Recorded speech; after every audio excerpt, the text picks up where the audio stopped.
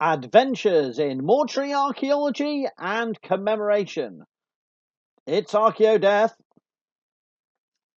We're in York, and it's bloody cool. We're doing our tattoo moot, and it's really busy, and all the tattoo artists are doing their thing. And I managed to lure Professor Howard Williams to come by to say hi and make him hold my book because it looks good in the right hands. It makes me look good. That wasn't actually the plan with it, but fuck it. I'm very happy that you wanted a copy of my book, though. I love it. Thank you so much. No, why are we here? We know each other from social media, and yesterday we did a thing together that I think is worth talking about. We did a seminar where Howard spoke about factual things, and I spoke about a lot of non-factual things. That was great. It was great because I think it was a real different opportunity. It was one of its kind, as far as I'm aware. I mean, I haven't come across any. Well, I've never been invited to a tattoo moot seminar before. I think it's probably the first ever of its kind, and certainly my first experience. And I think what was really important about it was the first time where we got to meet, and I got to hear your thoughts on early medieval Iron Age art and how it inspires you, your own journey into tattooing, and how this all came about. I mean, because that was the prelude to 3 days. Where in day one you got 2 more days of this of loads of tattoo artists, loads of tattooees. Is that the word? Tattooees, tattooisms.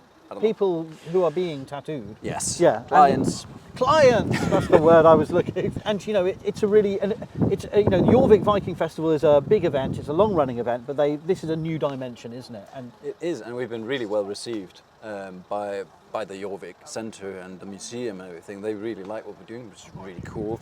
The guys that run much of the event, they really want us to be a bigger part of it next year as well. Yeah, so that's really cool. But yeah, with the seminar, just fucking doing it, and you having you on board and doing a talk, I loved trying to take academia and really important knowledge and make it into a format that can feed my audience, and we can share this in a more digestible manner. I mean, you always talk to your audience in a very sensible way.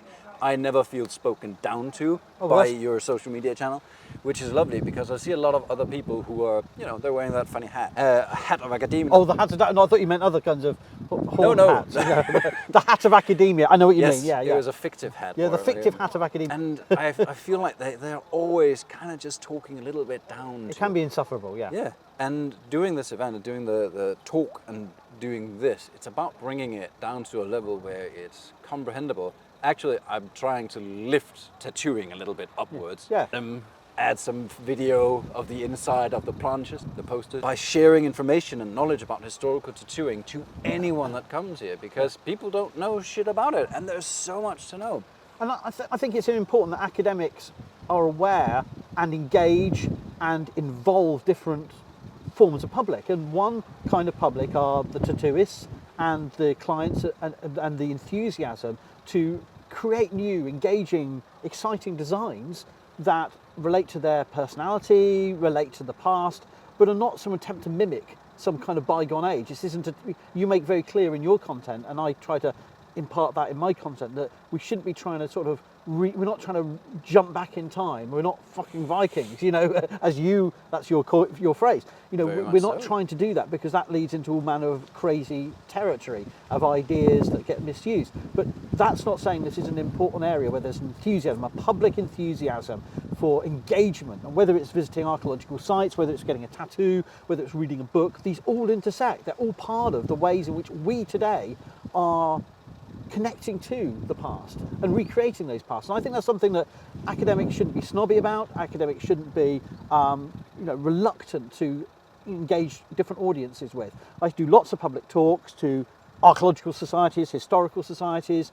They're all of a particular age. They're really enthusiastic. I love them. But that's just one kind of public. Yeah. And, there are other people out there who are really interested. So I talked yesterday. I didn't talk about tattooing. I didn't talk about, you had another great guest speaker talking about tattooing, Aaron Dieter Wolf. I was there to talk about Vikings and Viking death rituals, because a lot of these artifacts that you're getting inspiration from are found in graves. Or our graves, like literal graves. Or memorial, rune stones, and Gotlandic picture stones, and then some of them may have even been made for funerals. So we have this funerary context is so rich, but how we interpret it is something that I think is still a lot of our academics get confused about it. There's a lot of historians that just go to graves as like what can graves tell us? Let me just look in an excavation report, as if it naturally interprets that. And if I did that with a runic inscription and said, I think it says this,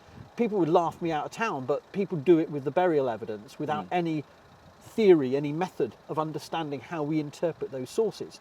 And like whether it's a saga or a grave or a runestone, you need specialist techniques to do that interpretation. And I'm not saying don't engage. I'm saying, but we all need to be involved in that discussion of how we interpret these really amazing graves. They're fragmentary. There's different ways we can interpret them.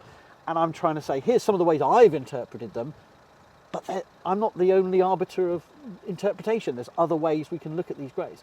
And so that's what I was talking about yesterday. I wasn't talking about the art. That was for you. But I think together, I think it was a good complement of getting across some ideas. And the fact you got a crew here or recording this so people across the world can access this. I mean, this is not about people who happen to be sat in York, England, or in Dublin, Ireland, or in Copenhagen, or wherever it may be. This is about a global phenomenon. Yeah, of information sharing, not just localized snobbery. Exactly.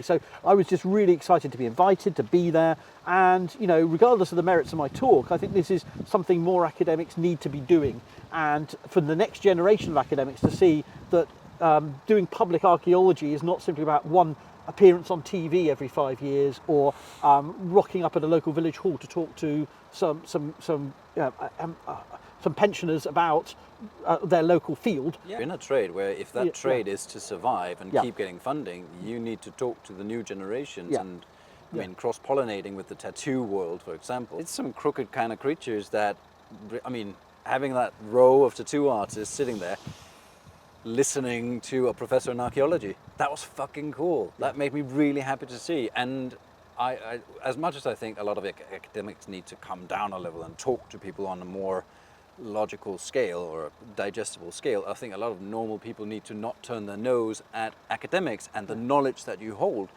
I mean, the sources, the information you presented was, even to me, who is a dedicated nerd, so much new stuff that I did not know about, so many ideas, and I was left with like at least 10 ideas for new memorial tattoos for clients who come and ask me for memorial tattoos for family and stuff like that, which is really cool, because just as much as you interpret graves, I have clients that come to have pieces that are interpretable art. They're symbols, they're mystical sigils basically that tie into their story and their past, and they need to be read too. So seeing your work, and then I don't know, I just get fucking inspired. But equally, you say my work, but actually a lot of that is working with students, working with fellow research, and a lot of the stuff I do on social media isn't my primary research. It's trying to make available stuff that I've read in other sources.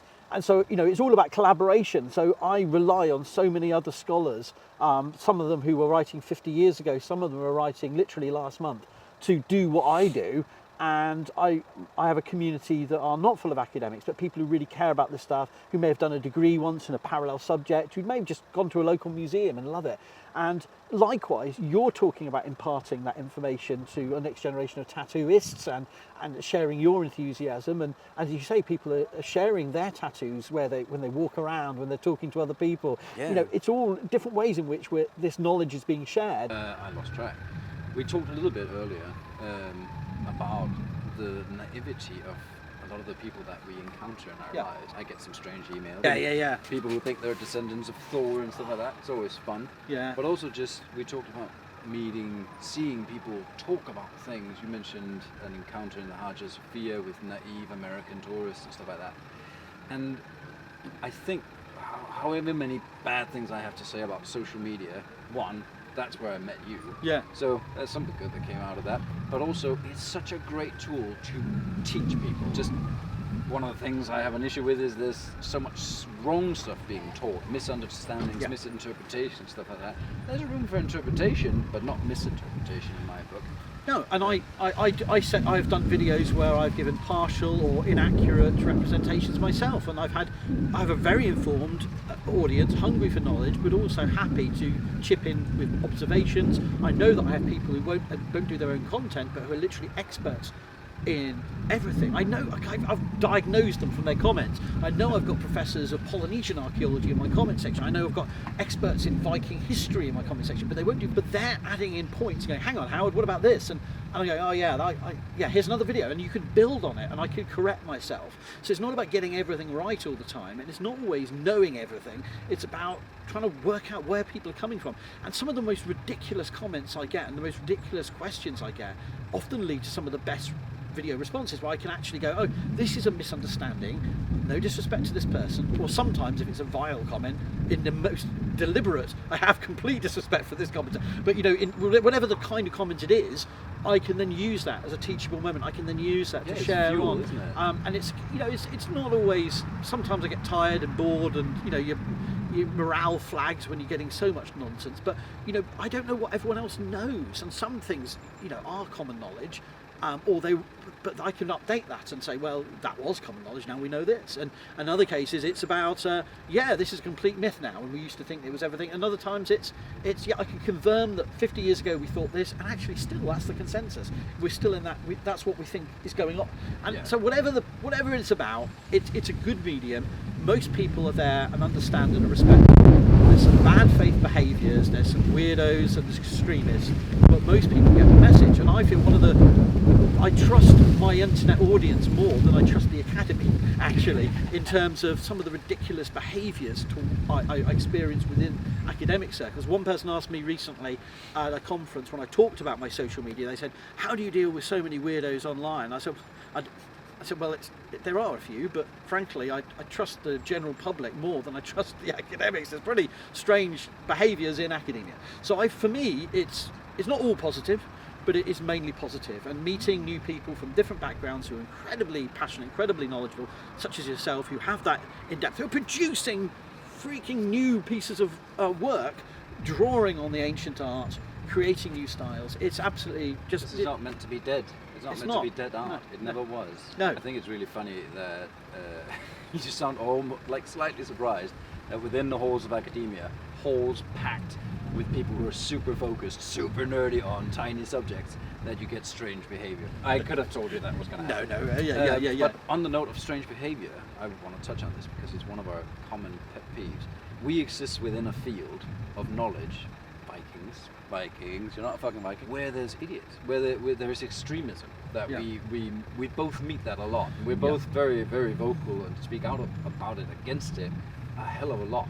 And I assume it's a rare thing within academic lines to be in an area that touches so much with fascists and fucking idiots. Well, yes, and I don't think it's even recognised as such.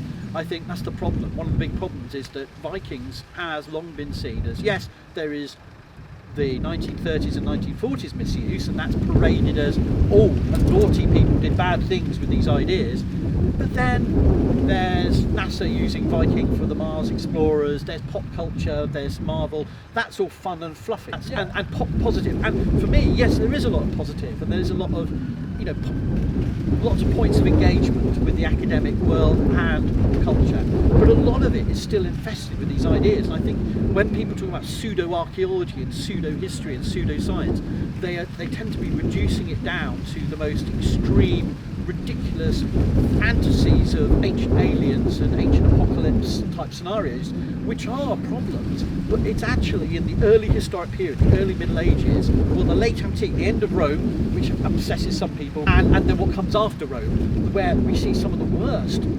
intersections with the extreme. And it gets touched on by some, but it doesn't get recognised by everyone. And I think we're fighting a war within academia to even recognise the problems, and for funding to be dedicated to heritage, conservation, preservation and interpretation of sites, monuments, artefacts, to recognise that these artefacts are important for many people, including being constantly co-opted by extreme groups. Yeah. And it's really not, and I think the Danes have a problem, the Brits have a problem, the Americans certainly have a problem with this, and many other countries do too, that they think it's just a cosy origin myth for a nation. Vikings, I learned that at school. Lovely. We've got to be with great power, with great enthusiasm for this period comes great responsibility. We have to challenge these misconceptions because they spiral, they snowball very rapidly. Completely agree. Yeah. And it is something that comes with responsibility, and I understand why it becomes, it's so easily misinterpreted, the noble barbarian giant kind of thing, instead of, oh, they were actually colonizing assholes, which I keep pointing out, who did horrible things. And it's an uphill struggle. I try, as someone with a large following, to be very outspoken about it. It's very joyful for me to see someone from academia speak out against it again as well. While I love sharing the Viking field and Viking subject with you, I also really enjoy being anti-fascist with you. It's very enjoyable. And it is objectively anti-fascist because it's not just one field. It's not that people who may be seduced into this may think, oh, I may not literally like those symbols and I may not literally goose step, but it's okay to think about these big hairy people slaying everybody. That's okay. No, this is all part of the same mix. We've got to be unpacking it all. Or, oh, it's okay if it's women doing the slaying. No, that doesn't make it, part of your fantasy vision of the past any more palatable and less pernicious. Murder is murder, no matter who performs it. Anyways, it's starting to get too windy. Yeah, it's madness. So, let's wrap it up. It was so good to meet you in person. Yeah, great to see you, mate. It's going to have to happen again.